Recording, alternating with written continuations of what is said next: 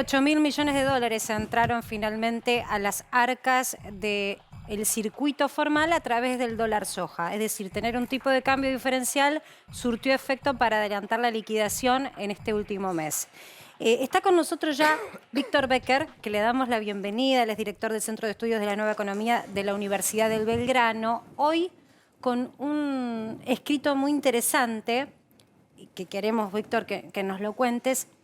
Utilizar la experiencia del dólar soja para mostrar que se podría tener tipos de cambio diferenciales en función de los distintos sectores de la economía para alentar lo que nosotros mostramos antes, hace un rato con nuestro equipo, a que el circuito informal, es decir, los dólares que están debajo del colchón, se vuelquen a la formalidad.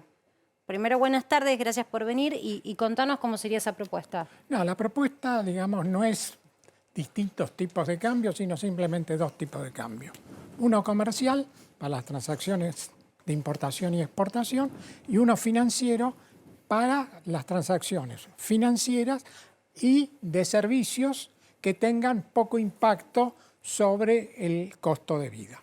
Porque en realidad, digamos, desde nuestro punto de vista, el tipo de cambio comercial, o sea, el que se aplica hoy, el tipo de cambio oficial, no tiene un retraso mayor al 5%. Por lo tanto, no justifica una devaluación significativa. Ponete los dólares, Agus, cuando puedas, le pido a nuestro productor ejecutivo, para que la gente entienda. O sea, Víctor, vos decís que que está en 148,59, si tiene retrasos desde apenas un puñado del 5%. Exactamente. Casi lo mismo que la inflación del corriente mes. Exactamente, o sea que eso, digamos, no requeriría una corrección drástica.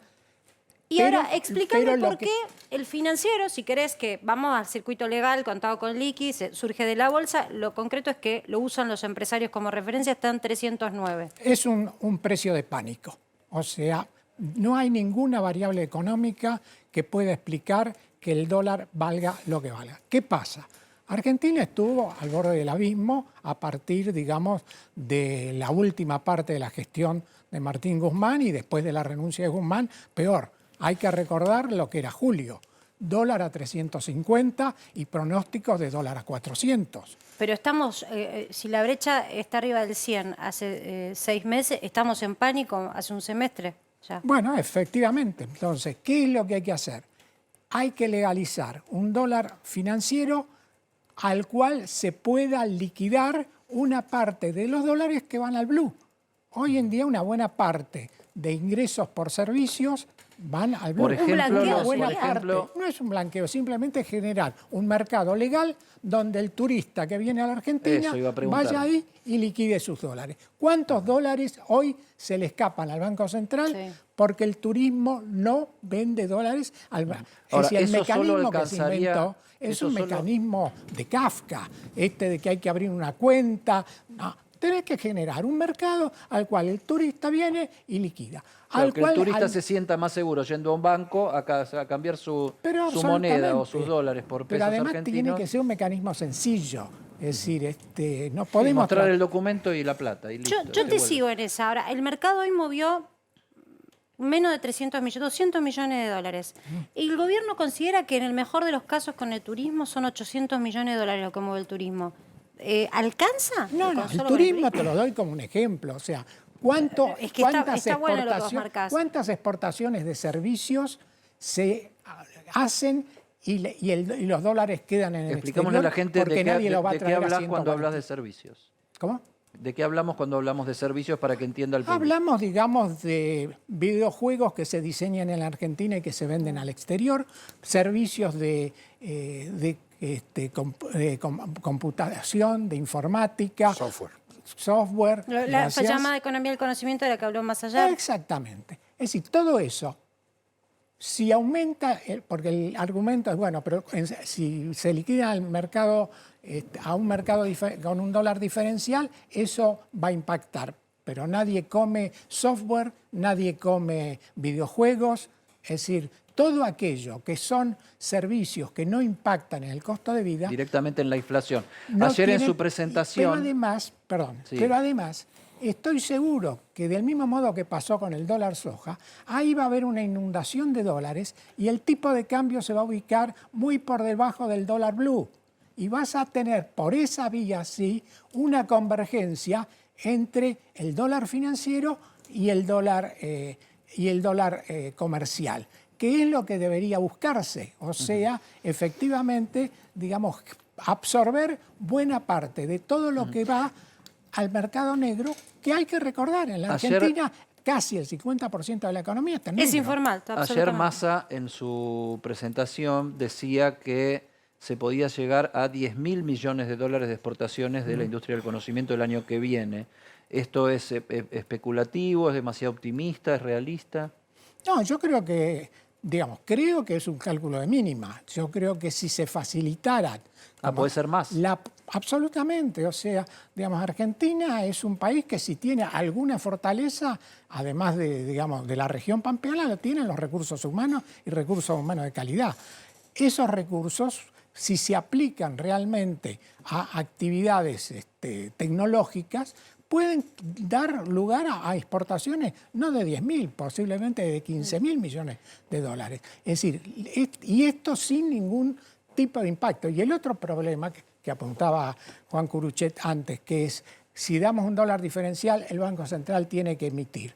No, porque al mismo tiempo tenés que habilitar compras de dólares en ese mismo mercado. Si vos nivelás las ventas y las compras de dólares, el Banco Central no tiene que emitir, porque el problema que se generó en el caso del dólar soja es que a ese dólar solamente vendían los sojeros, pero nadie compraba. Entonces, obviamente, la diferencia la financiaba el Banco aquel Central. que tiene que comprar para turismo, whisky importado, digo, todos los productos no vamos al yate, vamos a cosas que alguien puede consumir en clase media. Inclusive eso tendría que ir a ese tipo de cambio. Podés meter el dólar ahorro, el dólar tarjeta, todo eso, mandarlo al mercado financiero. Y te pregunto, vi un informe muy bueno de ámbito financiero ayer, donde los precios de los alquileres, yo no estoy hablando de la compra-venta, de los alquileres, sector inmobiliario, ya se pactan en dólar billete. O sea, llegamos a un nivel de informalidad en donde no solo esquivan la ley de 3 años, que nadie la quiere utilizar, todavía están pensando cómo reformularla, sino que además encima se pacta en negro y en dólar billete. ¿Cómo haces con ese sector tan difícil, el inmobiliario? Bueno, esto es parte, digamos, de una problemática más general que nos lleva al tema de la inflación. O sea, en la Argentina, más tarde o más temprano, tenés que atacar el tema de la inflación, porque si no, la inflación te lleva puesto. O sea, es cierto lo que dice el Banco Mundial. Es temprano para hablar de hiper, pero vamos en camino a. O sea, a mí no me cabe duda que Sergio Massa tiene que tener digamos, in pectore un plan antiinflacionario. ¿Cómo lo va a hacer? Bueno, hay varias alternativas, pero evidentemente en la Argentina no, digamos, es muy arriesgado seguir jugando a la ruleta, a la calecita de la inflación. Tenés gremios que están pidiendo el 131%. Después de eso, ¿a cuánto se te va a ir los precios de los productos que tienen ese insumo? Claro, Entonces, porque en teoría la paritaria gruesa arranca la negociación en marzo. Todo esto que estamos viendo son parches de reapertura. Campo. No, claro, yo quisiera saber, o que me explique, doctor, el tema, el discurso oficial de la llamada ortodoxia económica, si es que existe, tiene un punto central, un foco. La inflación, problema del cual usted acaba de hablar, obedece solamente al déficit del gasto en el gasto público. Y se terminó la narrativa ahí. ¿Usted qué piensa? Bueno, yo no comparto. Yo creo que la inflación tiene múltiples causas y hay que atacar todas juntas. Es como la hiedra que si uno no corta todas las cabezas, se reproduce y lo que requiere es máxime, con un nivel de inflación eso es poder, del 100%. En última instancia es cuestión de conflicto de poderes. No es conflicto. De poderes en el sentido de intereses, me refiero. No, en todo caso, lo que sí se necesita es que quien encabece el plan antiinflacionario tenga el respaldo político suficiente para llevarlo adelante. Pero lo que requiere es un plan integral donde el plan monetario, el plan cambiario, el plan fiscal, etcétera, estén todos alineados. Lo que no puede haber, y en esto tienen razón la ortodoxia, no puede ser que yo emita al 150% y quiera que los precios crezcan el 10%. Es decir, obviamente, acá en la economía hay vasos comunicantes. Entonces, lo que se necesita es sentarse en una mesa y decir, la inflación que yo quiero para este año es de tanto. Bueno, la emisión monetaria va a ser en línea con eso, pero para que la emisión monetaria esté en línea con ese objetivo, necesito que el déficit fiscal sea de tanto para que el Tesoro no le esté pidiendo plata al Banco Central. Es un Clarísimo. sistema, funciona como un sistema. Es decir, y evidentemente lo que yo necesito es que al frente de este plan haya un ministro de Economía con suficiente poder como para alinear el conjunto de las variables, para asegurar que los salarios no suban por arriba de la meta de inflación, para que los precios no suban por arriba de la meta de inflación. Esto, digamos, hasta ahora, para mí, la dificultad más grande que había tenido, que tuvo, es que no había este ministro de Economía con poder político. Perfecto. La chance que yo le veo a partir de la designación de Sergio Massa es, bueno, viene de la política y se supone que se juega su futuro político. Bueno, que ponga lo que hay que poner sobre la mesa y lance un plan antiinflacionario. Clarísimo, sí. Mira, a dúo, clarísimo. Claro, porque bueno, es difícil hablar de economía, pero fuiste muy claro. Gracias, Víctor. Gracias. No, al contrario.